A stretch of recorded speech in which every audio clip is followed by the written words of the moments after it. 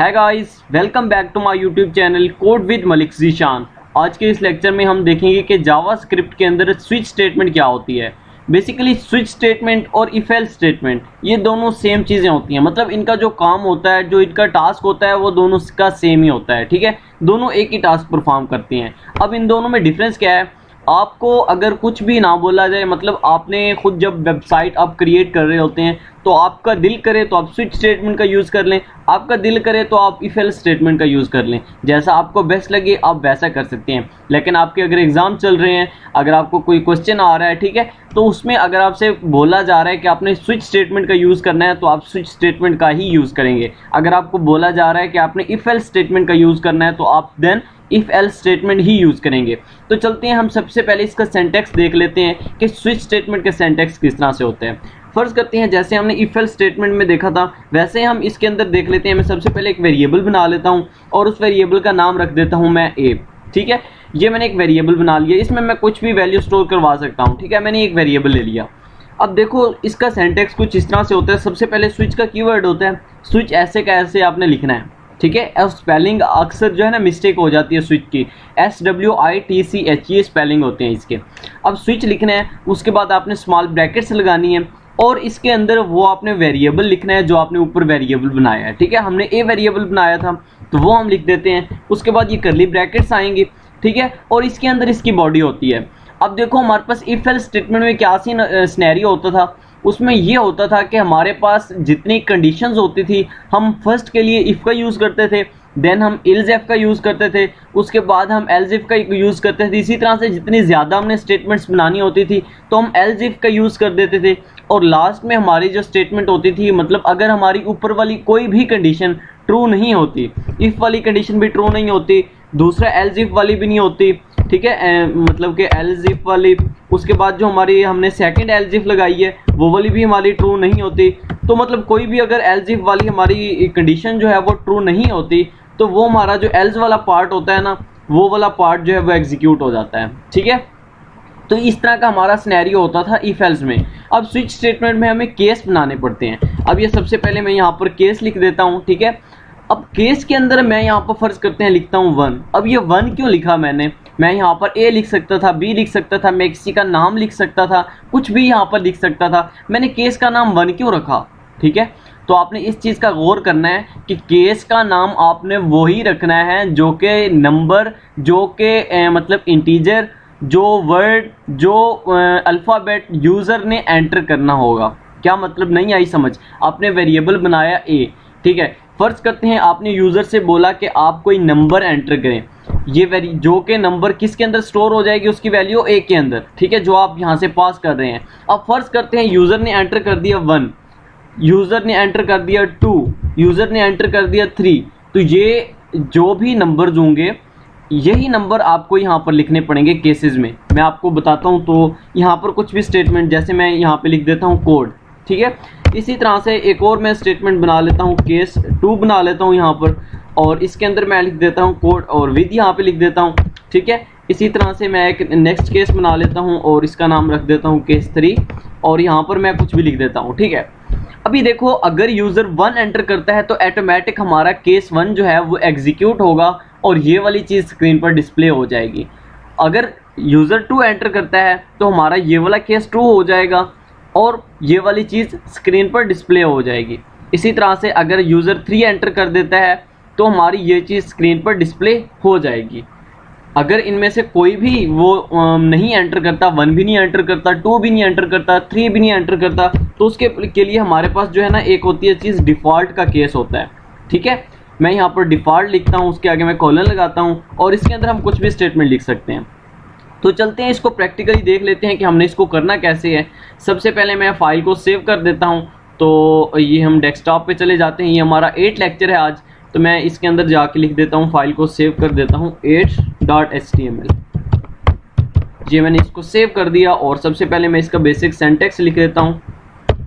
तो कुछ इस तरह से मैं इसका बेसिक सिंटैक्स लिख लेता हूँ और हेड के टैग में आता हूँ। यहाँ पर मैं एक स्क्रिप्ट का टैग बना लेता हूँ।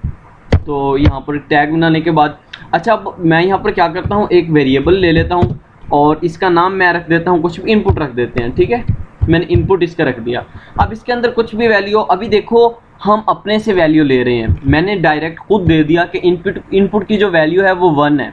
हम इसको चेंज भी कर सकते हैं, लेकिन जब हम अपनी नेक्स्ट वीडियोस में जाएंगे तो मैं आपको बताऊंगा कि आप यूज़र से जब वैल्यू एंटर करवाना चाहते हैं, मतलब आप जहाँ पे जब हम फाइल को अपनी को एग्जीक्यूट करेंगे तो इस तरह से हमारी फाइल जो है वो एग्जीक्यूट हो जाएगी हमारे सामने। तो एक सबसे पहले मैसेज डिस्प्ले होगा कि एंटर नंबर, ठीक है। हम जब अपनी फाइल को ओपन करेंगे तो हमारे सामने मैसेज डिस्प्ले होगा यूज़र के सामने कि enter number, enter your name, enter something something, ठीक है। तो वो यूज़र कुछ ना कुछ एंटर करेगा, तो उस पर हम फंक्शनैलिटीज़ परफॉर्म करेंगे, ठीक है। वन बाई वन सब चीज़ों को देखेंगे। जस्ट अभी मैं क्या कर रहा हूँ, अभी हमने वो नहीं देखा कि यूज़र कैसे इनपुट देता है, तो अभी मैंने ये वैल्यू खुद से लिख दी है, ठीक है। अब मैंने वेरिएबल जो हमारा इनपुट है इसके अंदर 1 वैल्यू स्टोर करवा दी। अब मैं यहाँ पर स्विच स्टेटमेंट बना लेता हूँ।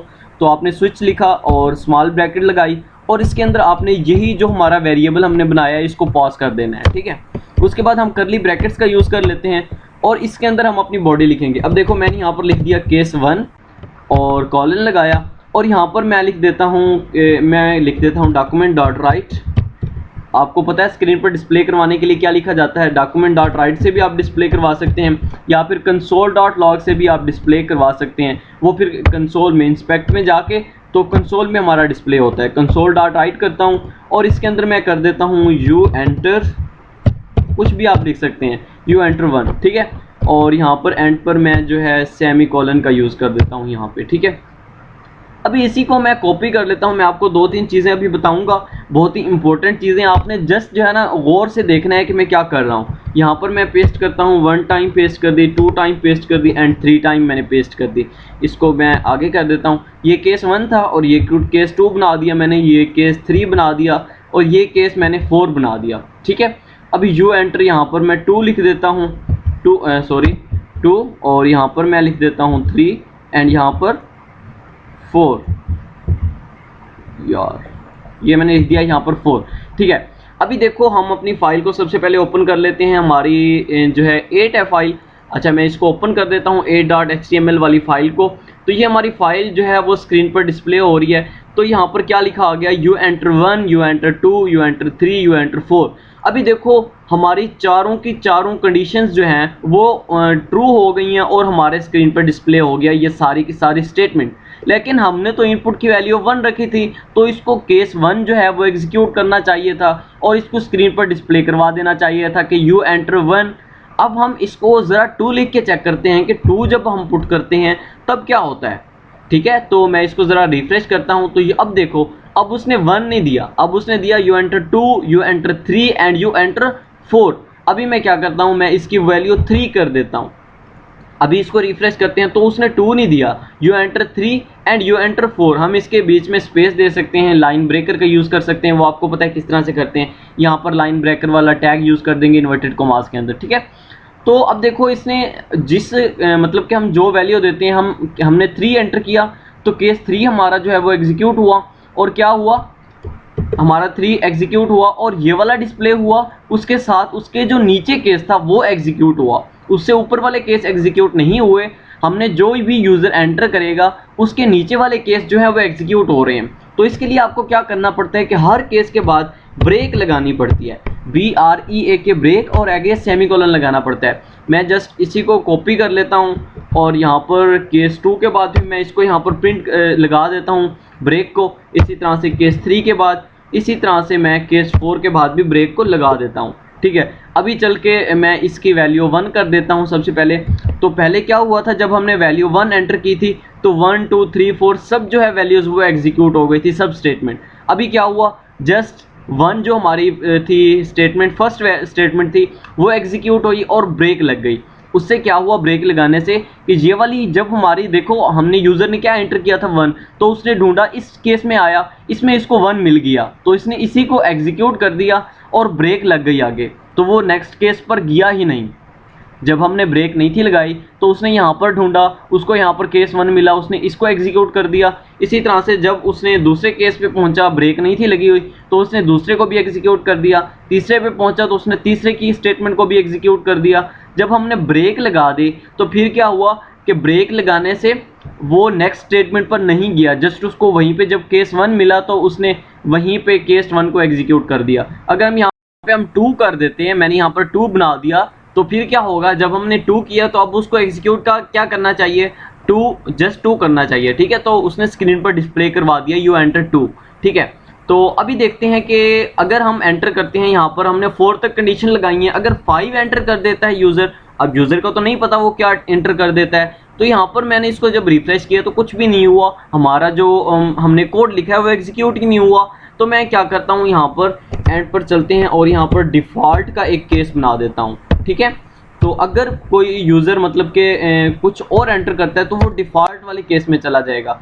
तो यहाँ पर मैं क्या करता हूँ, डिफ़ॉल्ट का मैंने केस बनाया और ये डॉक्यूमेंट डॉट राइट मैं यहाँ से कॉपी कर लेता हूँ और यहाँ पर मैं पेस्ट करने के बाद इसको एडिट कर देता हूँ, यू एंटर रॉन्ग नंबर, यहाँ पर मैं लिख देता हूँ यू एंटर रॉन्ग नंबर, ये मैंने यहाँ पर लिख दिया, ठीक है। तो मैं अभी इसको डिस्प्ले करता हूँ, अभी जस्ट इसको रिफ्रेश करता हूँ, ये देखो जब उसने हमने 4 तक लिखा था ना, 4 तक केसेस हमने बनाए थे, अगर आगे 4 से आगे कोई भी नंबर वो एंटर करता है, फर्ज करते हैं यहाँ पर 0 एंटर कर देता है, तो भी वो डिफ़ॉल्ट वाले केस में चला जाएगा, ठीक है। तब भी यहाँ पर स्क्रीन पर ये डिस्प्ले होगा यू एंटर रॉन्ग नंबर, ठीक है। तो इस तरह से हमारी स्विच स्टेटमेंट जो है वो वर्क करती है। अपने नेक्स्ट आने वाले लेक्चर्स में हम, जैसे कि मैंने बताया है, कि हम देखेंगे कि किस तरह से हम यूज़र से इनपुट करके ये सब टास्क जो है कैसे परफॉर्म कर सकते हैं। नेक्स्ट हम अपना 1 बाई 1 जैसे आगे बढ़ते जाएंगे तो इन चीज़ों को हम दोबारा से रिपीट भी साथ साथ करते जाएंगे। जैसा कोई हमारा बड़ा प्रोजेक्ट आ जाता है तो उसमें ये सारे के सारे टॉपिक्स दोबारा से रिवाइज हो जाएंगे, हम इन सब टॉपिक्स को फिर दोबारा से एक मरतबा रिवाइज भी कर लेंगे। तो आई होप सो कि आपको इस स्विच स्टेटमेंट की कंप्लीट समझ आ चुकी होगी। अगर फिर भी किसी किस्म की कोई कन्फ्यूजन आ रही है, आपको किसी बात में समझने में इशू आ रहा है, तो आप कमेंट सेक्शन में मुझसे पूछ सकते हैं।